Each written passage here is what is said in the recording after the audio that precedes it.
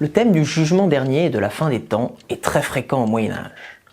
Il orne le tympan de nombreuses églises, Notre-Dame de Paris, Autun ou encore Vézelay. Particulièrement magnifique, celui de l'abbatiale de Conques est considéré comme l'une des œuvres fondamentales de la sculpture romane. Un indice nous confirme que nous sommes à l'abbaye Sainte-Foy de Conques. Regarde cette petite scène dans le triangle à gauche. On y voit la sainte se prosterner devant la main de Dieu. Sainte patronne des prisonniers, elle les libère de leurs chaînes qui restent accrochées au plafond. Vrai livre de pierre, avec ses 124 personnages sur 3 niveaux, ce tympan illustre l'évangile de saint Matthieu, dont certaines phrases sont reprises dans les bandeaux de pierre. Le registre supérieur est empli par la présence des anges. C'est l'au-delà céleste d'après le jugement. 2 anges sonnent de la trompette et convoquent les vivants et les morts au jugement dernier, afin que soit fixé leur sort pour l'éternité. D'autres portent la croix et le fer de lance, évoquant la passion. Véritable pivot central, entouré d'une mandorle étoilée, le Christ assis sur un trône tel un juge organise l'espace. De son bras droit levé, il accueille les élus, et de sa main gauche, il désigne l'enfer aux maudits. Remarque comment les cieux s'ouvrent, sereinement à droite et confusément à gauche. Sous ses pieds, l'archange Saint-Michel affronte un démon qui triche en appuyant le doigt sur un plateau de la balance. En dépit de la tricherie, la pesée de l'âme se fait en faveur des bonnes actions, représentées par les croix sur le plateau, l'emportant sur le feu qui représente les mauvaises actions.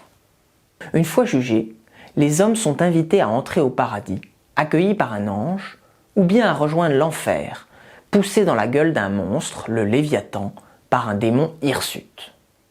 Intéressons-nous au paradis, représenté sous la forme de la Jérusalem céleste, avec ses tours crénelées, ses colonnes et ses arcades. Là, siège Abraham, qui tient dans ses bras 2 enfants.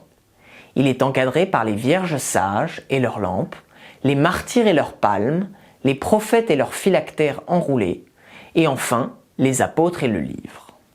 À droite du Christ, Marie, les mains jointes, ouvre la voie aux élus. Saint Pierre, reconnaissable à ses clés, la suit.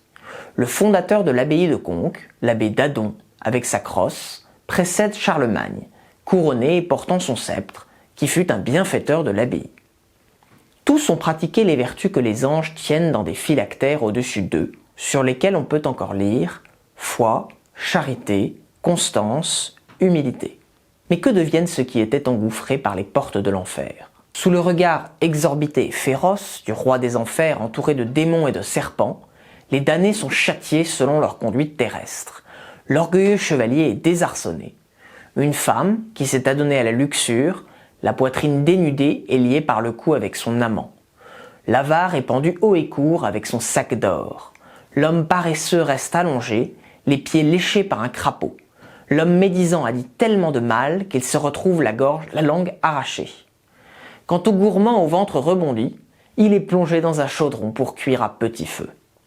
À gauche du Christ, en face de la Jérusalem céleste, c'est l'image inversée du paradis.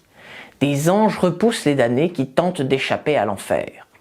3 catégories de péchés sont particulièrement stigmatisées. Le pouvoir, incarné par des soldats reconnaissables à leurs armes. L'avoir, représenté notamment par un faux monnayeur à qui l'on fait boire de l'or fondu. Et le savoir, qui condamne les intellectuels hérétiques à l'enseignement dévoyé. Tous les hommes sont concernés. On reconnaît même des moines à leur tonsure et des abbés à leur crosse renversée. Imagine l'effet magistral qu'avait ce tympan lorsqu'il était totalement peint au Moyen-Âge. C'est ce que reconstitue la mise en lumière contemporaine qui rend au tympan sa splendeur, son éclat et sa force de persuasion.